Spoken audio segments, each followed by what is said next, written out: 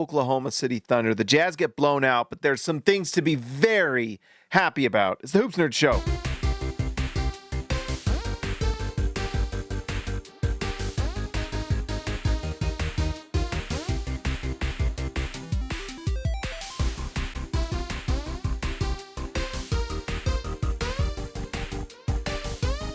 All right, guys, if you're new here, like the video, subscribe to the channel. We are sponsored by Prize Picks. Is the best place to win cash while watching sports. The app is really easy to use. To make a lineup, all you have to do is pick more or less on a few player stats. You can play Prize Picks in over 40 states, including California and Texas. Best of all, Prize Picks will give you $50 in lineups when you play your first $5. Win or lose, you'll get $50 in the lineups, guys. So use promo code HoopsNerd. I hit 2 out of 3 tonight. I'm annoyed with AJ Mitchell. I thought that he would take more shots, and he did not. And I hit on my other 2. But that's okay. We're learning. It's fun. Go to Prize Picks. Use promo code HoopsNerd. I got to update this graphic so it has my promo on there. But yeah, you will get $50 if you put $5 down, and it helps support the channel. So go check it out. All right, guys. The Utah Jazz got destroyed by the Oklahoma City Thunder, 131-101. We got to talk about the major story of this one because we go into this, no SGA, no Lou Dort, no Alex Caruso. They were all resting. And so the question for Utah was going to be, well, what are they going to do? And for how much I have talked badly this season about the front office and the ownership, you've got to give them credit when they do the right thing. And what did they do? They rested Lauri Markkanen.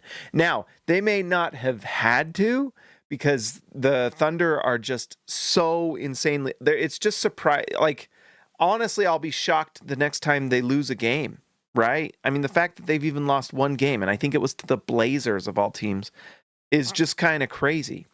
So we'll see when they lose another game, but just like it was against the Knicks, just like it was against the Oklahoma City Thunder, the Jazz did not look like a contender, nor particularly close. And so they did rest. I gotta say though, I was extremely happy with the Jazz because there was a world where you play Lauri Markkanen and maybe Utah comes out and just plays much better, more spread floor. You know, we know that Utah with Lauri Markkanen playing has been a pretty good offense. So against an undermanned Thunder team, there was an opportunity to get another bad victory. And I know that sounds weird. It's a weird season again. Next year we're about wins, right? But this season we're about draft picks. And that's what the Jazz need. Tonight showed, again, Utah's just not there. Utah could not stand with the Oklahoma City Thunder, you know, the rotation players on that team. Not the stars, but, you know, and they still had Chet, and it was the return of Jalen Williams, I believe, who both of them are all-star caliber players. So it's not like we should be all that surprised that this Thunder team is still incredibly good because they are. They are historically good. And so, you know, nothing to be too ashamed of, but Utah's not close, right? To at least the level of the Thunder. They've got a long ways to go. And this team for the Thunder took a long time to build. And it took a lot of patience and time. And it was painful for 3 or 4 years. And they got all the jokes that we're currently getting with like tanking and resting players. And, oh, it looks like Shea's resting again tonight. They got all of that. And we're in the midst of it. And it's painful, but it's worth it. Because if Utah can, you know, they got Ace Bailey in this one. If they can somehow get lucky and get a top 3 pick in this upcoming draft, then things are going to get exciting. And I'm just very proud and happy and grateful to the Utah Jazz front office and ownership that they did the right thing. They rested Lauri Markkanen. It's fine. You weren't going to win this game probably anyway. And... you know, I think this might be the first of many times because you look at the Jazz standings now, they were going in the other direction towards what was really frustrating is Utah was not only outside of their own pick, but look, guess what? One game, if you don't think it matters, yes, it does. They've just passed Dallas. If the lottery was today and they stay where they're at, they keep the pick. Completely worth it. So they sit at 8th. And when you look at these standings, they've already dropped below Dallas, who, by the way, is getting better. Anthony Davis, he still is injury prone, but he's starting to play now. And Cooper Flagg is figuring it out. They're a solid team, and they're going to win more games than the Jazz, most likely, over the long haul. Utah also has a real opportunity. I mean, the team they got to be, honestly, out of these three, between Sacramento, the Clippers, and the Pelicans, that they need to be the most careful about is probably the Kings, because I believe the Kings own their pick, and the other two don't. Clippers owe their pick to the Thunder, and the Pelicans owe theirs to the Atlanta Hawks. And so they have no reason to win these games. I have a hard time believing that New Orleans isn't going to start winning at least some more games. They've had a lot of injuries. Zion is out again.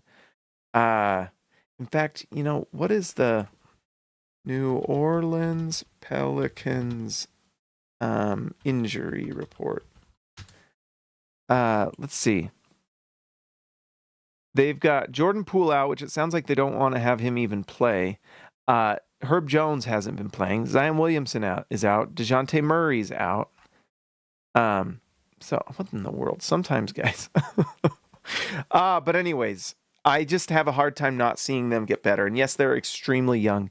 Yes, they are, they have some good players on that team. In fact, I want to go to their roster even.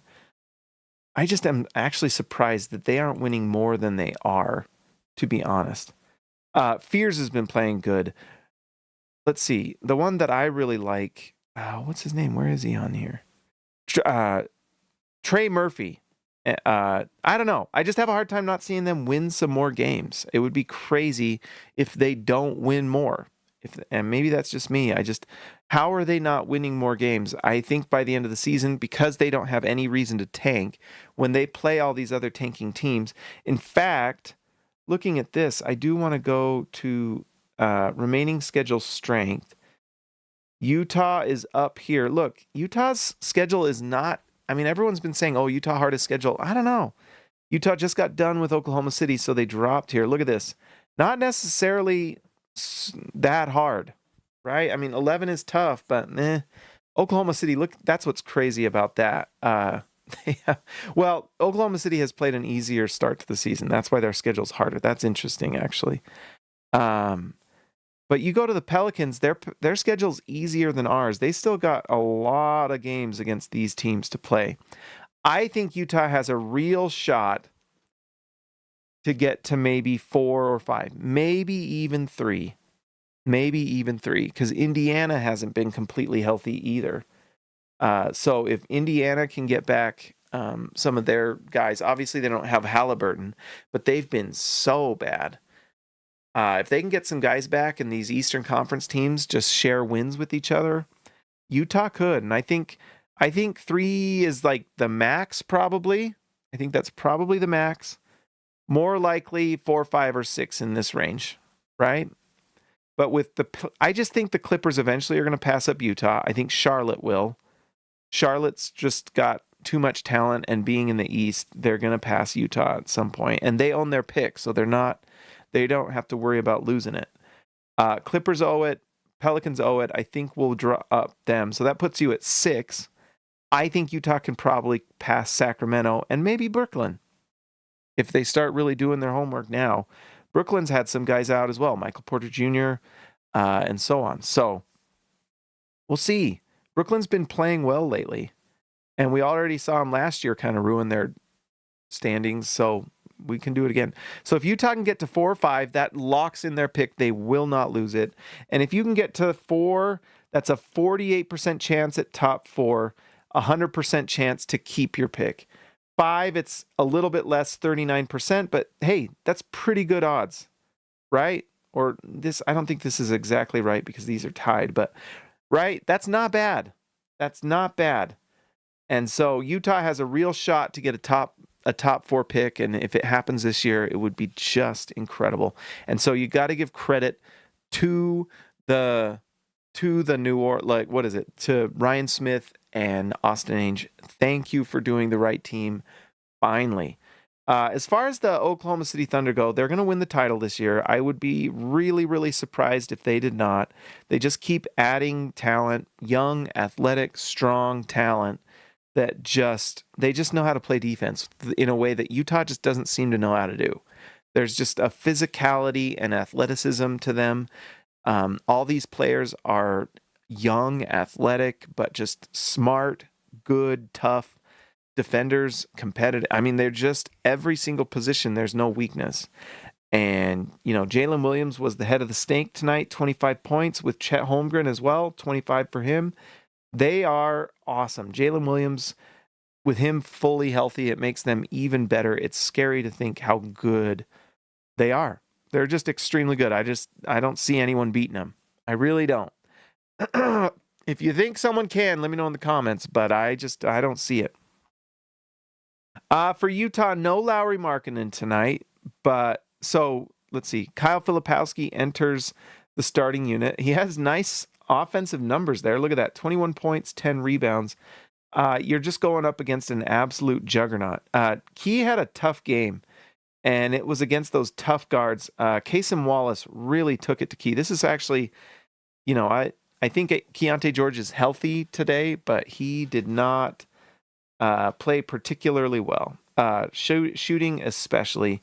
5 rebounds, 3 assists. This was a tough game for Keyonte George, who's been honestly the best player on the Jazz this year. And so when he's playing like this, pretty rough.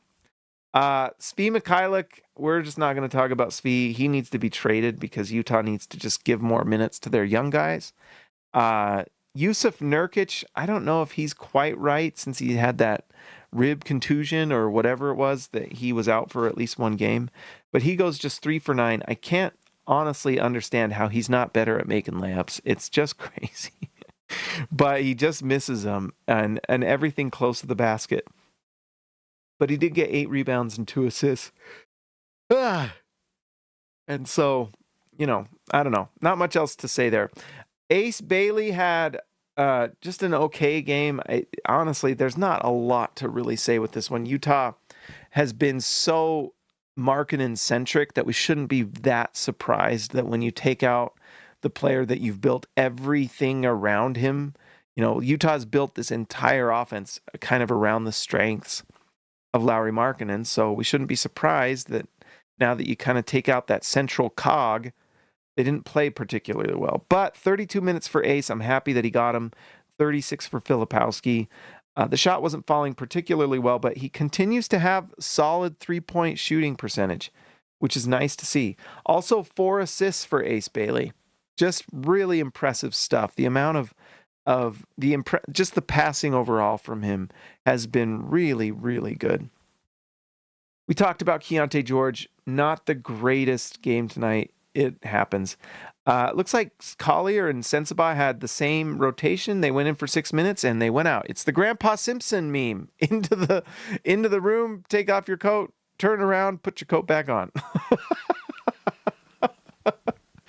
Nice to see you. See you later. Kevin Love also played in this game, and that's basically what happened. 2 assists. Basically, guys, the Jazz got slaughtered. They just got slaughtered. I will say that one player that did play well was Walter Clayton Jr. This is now 4 games in a row where he has played well. In fact, it's just too bad that Basketball Reference doesn't have up to the date stats, because if you could include tonight. But if we go to Walter Clayton, oh, they don't say junior, just Walter Clayton. All right. But anyways, if you look, here's his last 5. Let's see here. Yeah. So last 4, 3 for 6, 1 for 3, 1 for 3 from 3. You can kind of see where things are turning around here as opposed to before. 44 from the field, 57, 37. Houston's a good basketball team, but he still, that was the game where he really helped them beat that team. Because look at that, 6 assists, 8 points. I was actually surprised that he was playing so poorly in that one stretch before now.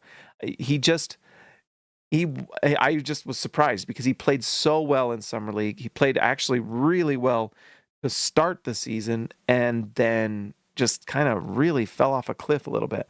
And I don't know if it was confidence thing. That is one thing we've got to watch because there is a clip out there. I guess I got to go retweet it. I don't know. Maybe we can just share it here. Oh, crud. I actually hit the wrong button. Go back. But, yeah, let's see. Can we pull this up?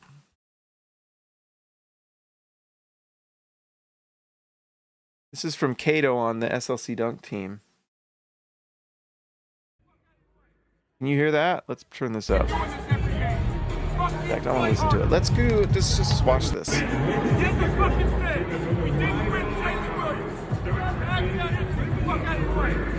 I'm tired of fucking doing this every game. Fucking play harder. Did you hear that? Tired of doing this every bleeping game. Bleeping play harder.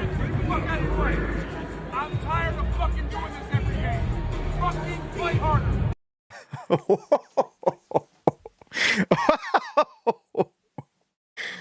Oh, buddy. Let's hit the old retweet. Retweet. Anyways, that was, and that might just be standard coaching, right? That's just Will Hardy giving the old hey ho. But, whew, not happy. Now, that might be a little unfair because it is against the Oklahoma City Thunder and they just really took the kind of the life out of the Jazz today. But, you know, sometimes I'm like, is really the only thing play harder? You know, do better? I don't know. Something to watch. That type of thing does happen a lot, I'm sure. Like, I don't think that's probably all that uncommon. At least I'm not close enough to coaches and huddles to know, right? Like if I watch, so there's no way to know if that's regular or this is a little like, I will say that Will Hardy yells a lot, like a lot. And at a certain point, if you're in the hot tub and it's super hot and you're in there for a while, you get used to the heat, right? You're getting yelled at every single day, then at a certain point, you just kind of get used to it. So I don't know. We'll see. Something to watch. I don't know if it's a real issue or whatever, but certainly interesting. All right. But anyways, Walter Clayton played really well. And you know what else was extremely nice to see is a solid, at least shooting performance from Taylor Hendricks, who is only -9 in this one in a 30-point loss. So really nice to see Taylor Hendricks play well, and in a small way, kind of frustrating because it would be nice to see Taylor Hendricks get some minutes, right? Like, if he's able to put up these numbers and shoot the ball like this, why can't he get on the floor? Why is, like, it goes back to the Svi Mikhailuk thing. Why is Svi Mikhailuk getting more, what's it called, run and priority than Taylor Hendricks? It doesn't really make sense. But one thing that I really like is that tonight the Utah Jazz really made it clear they actually care about the top 8 pick, and they showed it. And I am happy about it. They deserve credit. This game could have been completely different. And you know, if the Jazz aren't playing that hard and we know that they found out they're resting guys so that they're trying not to win, that can take the wind out of the sails of a team. And that's why, you know, someone who is not in agreement with me on some of these things might be like, yeah, that sucks if you're playing to lose and that's not fun for the players. And I agree. But to me, that's a front office issue. Make the trades so that it's not a big deal. Like, you know what's an easy fix to some of these? Trade Svi Mikhailuk. Trade Yusuf Nurkic. Right? Then you can just play your young guys. If you want to keep Lauri Markkanen, trade some of these core pieces like the Svi Mikhailuks that are shooting the ball. And, you know, even tonight, Svi goes 2 for 3. He's not a floor raiser. He's not a ceiling raiser, but he is someone that can keep your level of play at a certain level. And I just, you know, his shooting has helped the Jazz win some of these games. I would prefer to just move on from Svi and let guys like Taylor Hendricks get some run. And I tell you what, even Cody Williams, because I feel like this is the last season to really kind of see with him. I just don't know if I quite see it. He does have the length. He does defend well. So who knows? He's worth holding on to for really cheap in the future. Like, honestly, just some of the guys you get from the G League, is it really, do they have a better opportunity to improve than actually Cody Williams does? But I wouldn't mind seeing him some more this season, if anything, to just help the tank at worst. And at best, he starts figuring things out, right? The defense has proven to be there. It's the offense that's just really bad. And so that's what I think we got tonight, guys, from this blowout loss. One step closer to a superstar. And then, yes, next year is going to be much more about winning games. I'm actually excited about it because it is more fun to just root for the team to win. It's just more fun. But we got to keep the pick, and we'll see what this offseason has for us. It may be really, really interesting. So we shall see. All right, guys, I think that's all tonight. Let's see. Let's pull up the music here. Oh, let's see. Hopefully you guys are having a nice holiday season and a nice few days. All right, let's see. I had a nice weekend. Hopefully you did. All right, let's see. Let's go to the Tankathon tonight, and let's see what would happen if the lottery was today. Here we go. Utah loses the pick. Ah! It's why it's important for them to jump. Who jumped? Memphis did. Again. That's like 2 nights in a row. What the heck? Ah! That would be so lame. Atlanta only gets the 5th pick, and the Clippers add the number 7 and the number 9. Holy crap. Could you imagine?